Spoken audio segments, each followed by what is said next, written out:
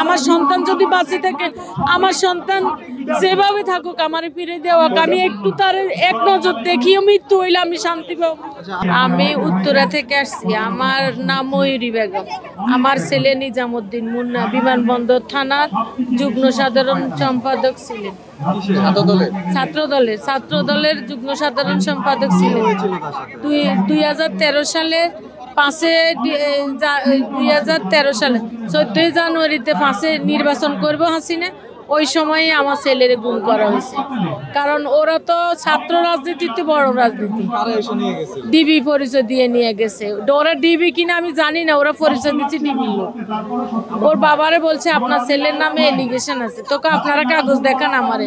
একটা লোকের সাথে নামে যদি এলিগেশন থাকে তাতে দেখাইতে হবে। ওরা কিছু দেখায় না, কয় আপনি থানায় যান, আপনার ছেলের নামে এলিগেশন আছে। তো আপনারা কোথায় নিয়ে যাচ্ছে? আমরা থানায় নিয়ে যাচ্ছি। এটার পরে ওরা নিয়ে চলে যায়। যাওয়ার পরে ওর বাবা পিছে পিছে দৌড়াই থানায় গেছে। থানাওয়ালারা বলছে আমাদের এখান থেকে কোনো লোককে আনা হয় নাই বা আমাদের কোনো গাড়িও যায়নি। ওরা একটা এই মাইক্রো নিয়ে আসছে, সাদা মাইক্রো, কালো গ্লাস। 12 বছর চলে আর কি। জি না, কোনো খোঁজই নাই। মানি বাবা খুঁজতে খুঁজতে আমি নিঃস্ব হয়ে গেছি। আমার 3 ছেলে, এটা মেজেটা। আমরা নিঃস্ব হয়ে গেছি ছেলে খুঁজতে খুঁজতে। এই তারপরে ওর বাবা বাংলাদেশে খোঁজা শেষ করে ইন্ডিয়া যাব, উনি পাসপোর্ট ভিসা রেডি করছে, 2 দিন পরে যাব। এর 2 দিন আগে উনি হার্ট অ্যাটাক করে। 2013 সালে এর 13ই নভেম্বর 2016 সালে 13ই নভেম্বর উনি হার্ট অ্যাটাক করে। হাসপাতালে 6 দিন আইসিইউতে ছিল, তারপরে উনি মারা যান। মুন্না চিৎকার করিয়ে মারা যান। এরপর থেকে আমরা মা ছেলে আর অন্য কোথাও যাইতে পারি সেইটাও তো জানি না। আজ 13 বছর।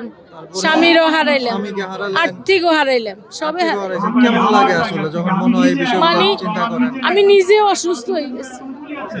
আজকে অনেকদিন পরে আসতে পারি না, প্রায় প্রোগ্রাম করলে আসতে পারি না। আজকে আমার ছেলে বলছে মা চলেন সবাই যাইব, যদি বাইরে না পাই সেখানে মরে যাইলেও মনের বুঝামো, এইভাবে আসছি। আমি আজ 3 মাস বিছনা, এই আর কি। এই আমার জি না বাবা, বিয়ে করাই না। ছেলে বিয়ে পাস করছে, রাজনীতি করে, একটা ছোট্ট একটা ব্যবসা শুরু করছে। এখন সামনে যে সরকার আসবে, আমরা আমাদের সন্তানগুলোর বিচার চাই।